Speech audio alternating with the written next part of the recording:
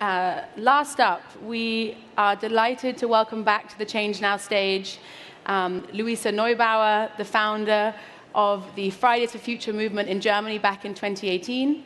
She, since then, has been working as an activist to hold leaders and governments to account, including taking the German government to court in a historic climate litigation case a few years back, co-authoring a number of books, including one with her own grandmother, and really using storytelling and scientific communication to both energize and mobilize the climate movement. So please give her a warm welcome. Luisa.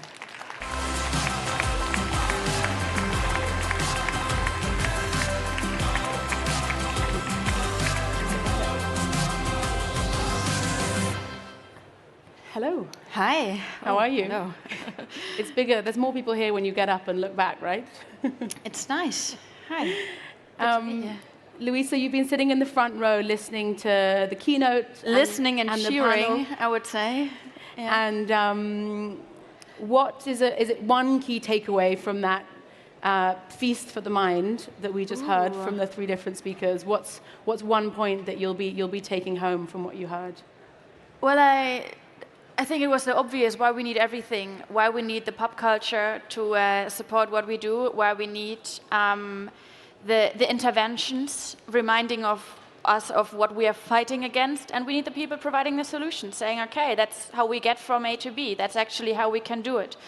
And I think it's easy to forget, in climate spaces in particular, that we're actually many, and we do different jobs, and we have different roles. And as an activist, I can only say, one question I'm asked, all the time is, as activists, with your actions, don't you divide the people? Don't you, seed conflict or wherever when we are bold, when we are radical, when we're out on the streets? And I always try to remind people that as activists, it might actually be my job to highlight that there is a conflict about resources, about rights, about futures, about pasts. And as activists, it would be my job to highlight that. Someone else might have the job to bring peace, to provide solutions, to bring people together again. But we don't actually have to do all the same things, and we shouldn't be doing all the same things. Acknowledge and respect the roles of others in the movement. Yeah, and I think knowing that we can count on each other, that I'm doing something, and it might not make sense, but it makes sense the moment that I know someone else is doing something else on the other side of the world, a person I've never met. But they're there, and they're counting on me. So I would call it an ecosystem of hope that we're operating in. I mean, you've obviously had the fire and the energy and the inspiration to move into action quickly and into activism, really. I think a lot of people, particularly when we're thinking about these vast systems, feel like, as an individual, they are themselves a victim of that system, that they cannot change. And there's a lot of change that we know needs to happen. And I'd love to hear sort of your perspective on what's getting in the way of us collectively making that change. How can individuals who see systems and structures that are way bigger than themselves, how can they be part of the movement? Yeah, it's interesting, right? So when people say, it's just me, what can I do? We need structural changes, we need system changes, and I would just raise a question, who do we expect to implement those structural changes? Who do we expect to bring the system changes? Those people who will do it, they're also individuals. There might be many, and they might have power that will have to be built up. But no matter whether we talk about that personal change we do in our everyday lives or we talk about the structural change, behind all of that we will find individuals. The difference is just, do we consider ourselves to be only as powerful as we as an individual, can see, how far we can see, how far we can look? Or do we imagine ourselves being part of a wider collective that can be just much more powerful than just a number of individuals?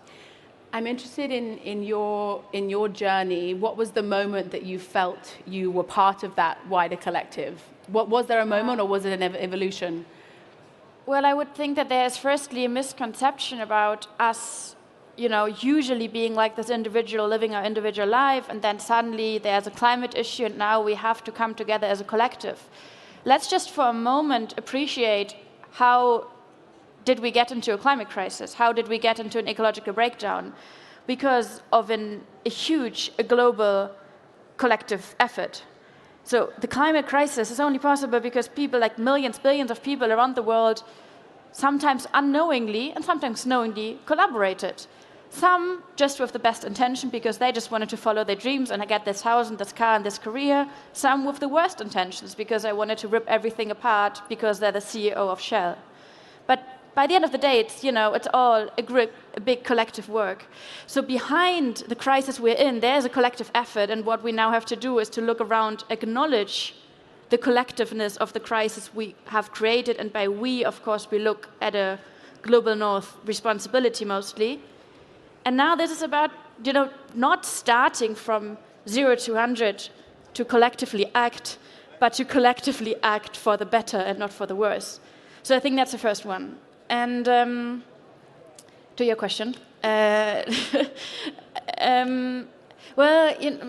so I'm from Germany, as you hear, and in Germany for a long time we had Merkel as a chancellor, and I'm what they call the generation Merkel. So as a child, as a teenager, I don't remember ever having a different chancellor. And I found it weird that a chancellor could be a man, because, it was Merkel.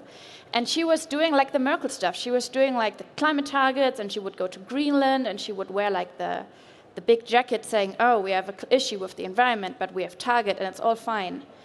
And I grew up, and it was very easy to believe that we don't really have an issue, because there's a climate environmental situation, but we have climate and environmental solutions, and our government will fix it.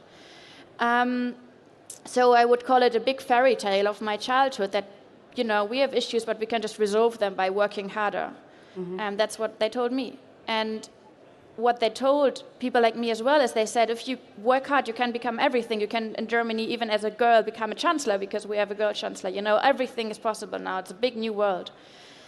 And I think I got tricked into that too. And so when I got older and I, had questions about the climate, and I said, if the issue is so big, why is everyone so calm around it? I started in something that, looking back, I would call like handshake activism. It's this thing where they call us ambassador for something, and then you can go and meet a minister if you work really hard and you get a nice handshaking picture. And you're like super happy about that because you imagine that made some kind of impact because you mixed up having power and having access to power, which is something completely different. And then I looked at the science again, and I was like, okay, this is something wrong. And then we were many, luckily, in Germany, and we said, okay, we need to start something different. And then we went to the streets. Yeah. Thank you. I think understanding the journey that activists get to when they come to these stages is really important, because I think it's often misunderstood. Yeah, well, I think people often think that activists, they're born activists, and if you're not a born activist, you can't become an activist. And I would think I never wanted to become an activist, and I would hope we wouldn't need that many activists. And I think it's sad that we ask people, like, when did they wake up to a climate disaster? Because it implies that we have normalized looking away. So we expect everyone to look away and to close their eyes towards a planet that is dying and screaming and shouting at us. And so we're having an interesting fireside chat saying, oh, when did you wake up? So what did it take for you? And we shouldn't be having these conversations. Yeah. But ideally, I think, why it matters for us as activists to talk about why we are activists is, I think, to just mainstream the idea that we do not need 3 perfect people out there to solve our issues, and not 5 superheroes or 10, but we need millions of very, very normal people to understand that they can actually do something, and we need them to do something.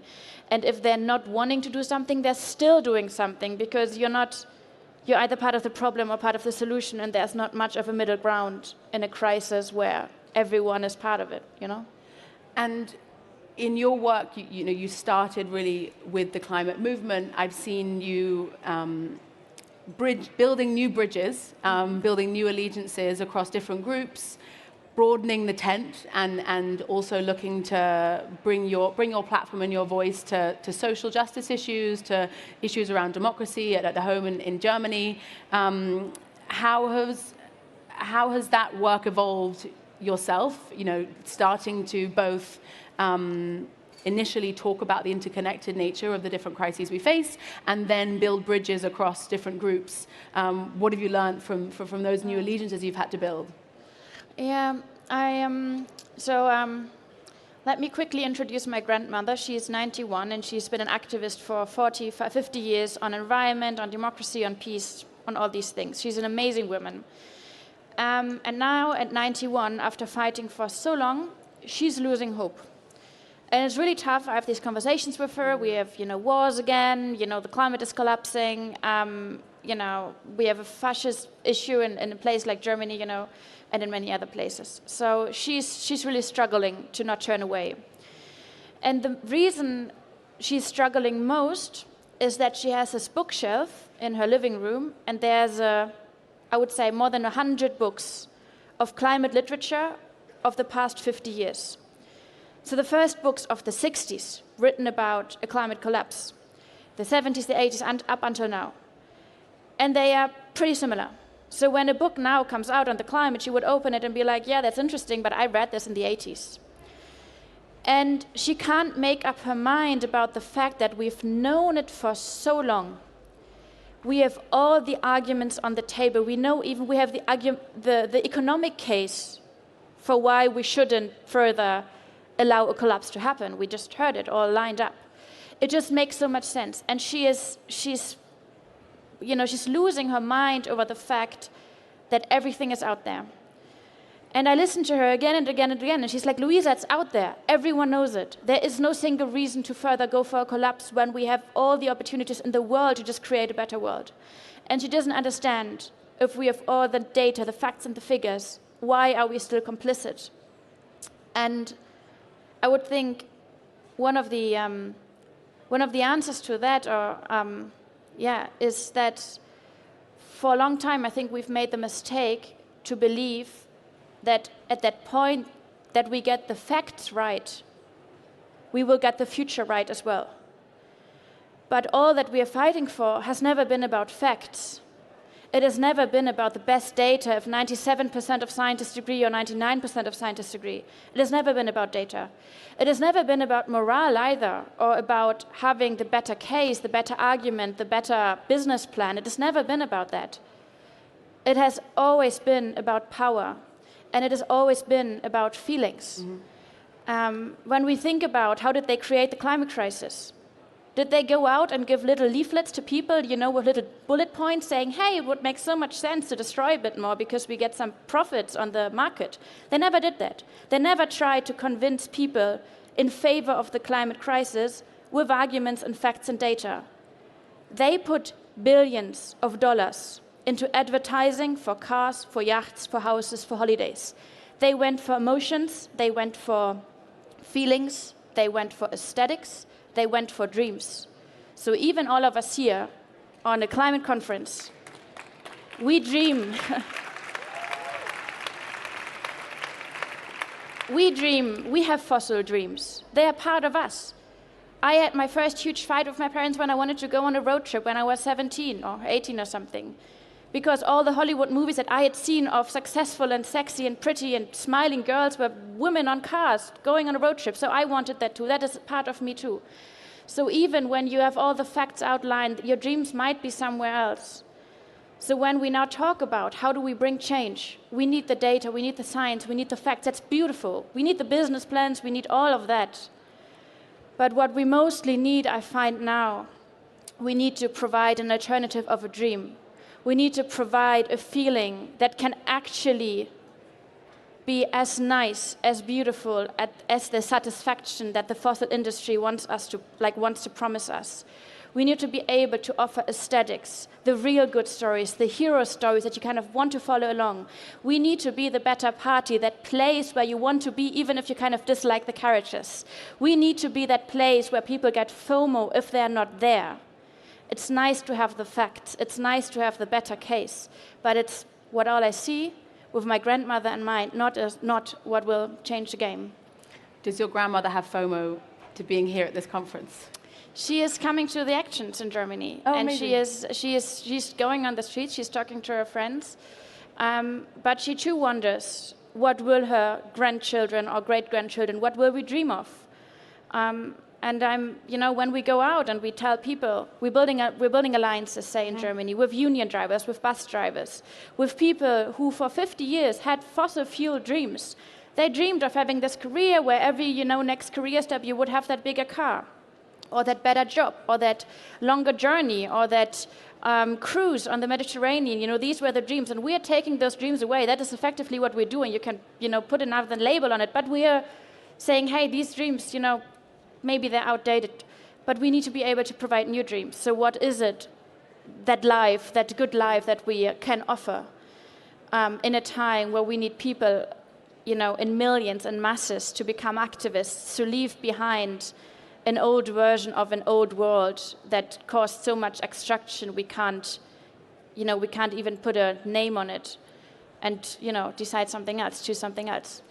And in your work with the transport workers that you've just been striking with in Germany, I'm interested. How did you build bridges with them? Yeah. What is that joint collective future that they are looking to build that you managed to bring them along board with? What did you learn from that? Because I think we're in a stage now where we have to be making these radical coalitions, and I think there's a lot we could all learn from you in that regard. Well, it's all work in progress, and we're learning. But what we found in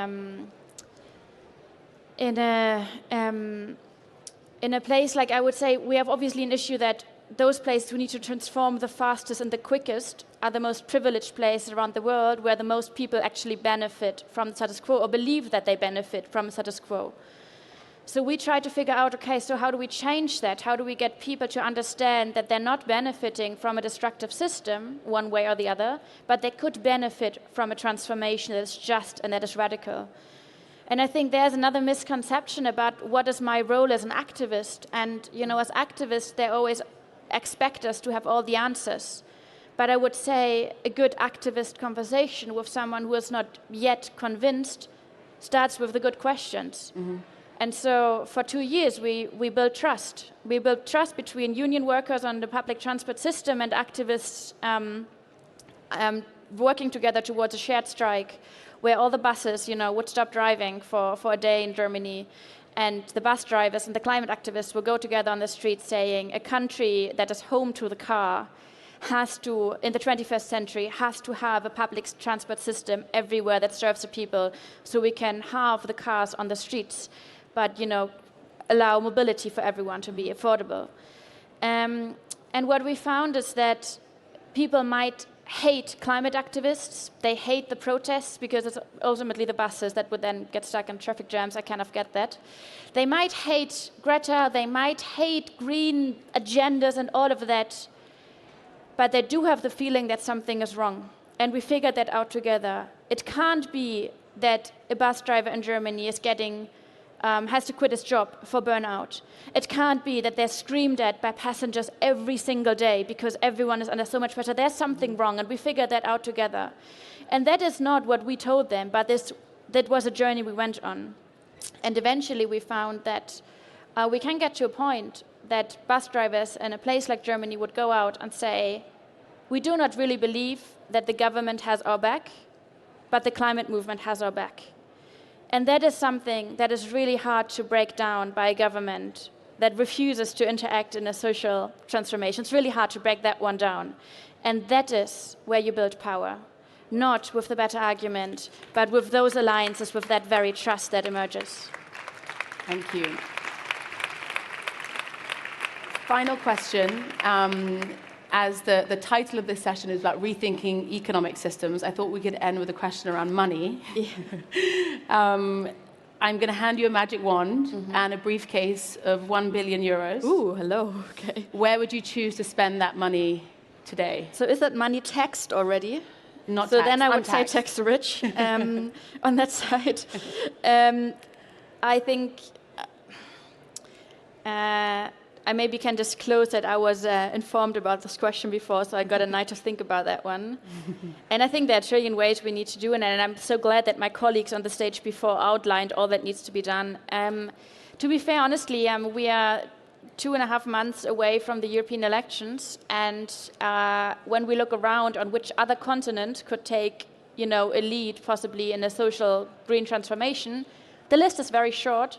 So if we would have that money now, I think we would have to invest it in creating, I don't know, a place of counter-information, counter-storytelling to the fossil fuel propaganda that is out there, the fascist propaganda that wants to really take down these European elections and hand over a continent that is, has a list of crises to those who will make every single crisis worse. And I think that is one of the most, for European people here, this is something we will have to work towards and that we will have to invest in. And I think on that end, we will need everyone we can to tell the stories about the changes we can actually achieve. Because yes, of course, nothing in the EU is perfect. Our list of crises is long. But one thing that we know for sure, one thing we can be 100% certain is that if we give the EU, or we let it to be taken over by the right radicals and the fascists on the right side, every single of these crises we are already struggling with will get worse. This is like... And we will need continents and countries and coalitions to take the lead. So I think let's go with that and put it into storytelling, into building alliances and building power ahead of these elections, winning people over to go and vote, and to then, of course, make sure that people don't forget that voting is important and action is just as needed, and that hope that you put up on somewhere out there to fix your problems, that's cheap hope. And that is hope that will get destroyed and, turn people towards cynicism. That hope that is sustainable, that comes from us, that is the hope that comes with action, with listening, with coming together, and that is out there. It's work, but it's work that is that pays off. So I think that's for us here. So hope and action are your most renewable, combined together are the most renewable resource we have. Well, I think if we're fighting on many ends, but if you want to break it down, what are the big enemies of all the possible changes we could see? It's cynicism and it's hopelessness. Beyond all, we can fight these things, but if people are lost and they turn away and they stop caring, we have a problem. So I think creating reasons to go out, it's a safe bet. Thank you so much, Luisa. We could talk for much longer, but we're going to have to close the session. I'm taking away a lot, but mainly how do we create FOMO to bring everyone here and outside of the ChangeNOW community into the world we want to create together. Thank you so much for your time. Thanks for being here. And we're wrapping up the session now. I hope that's lit the fire in your hearts and fed your brains with lots of new radical ideas of how to rethink our systems. I hope you enjoy the rest of the conference.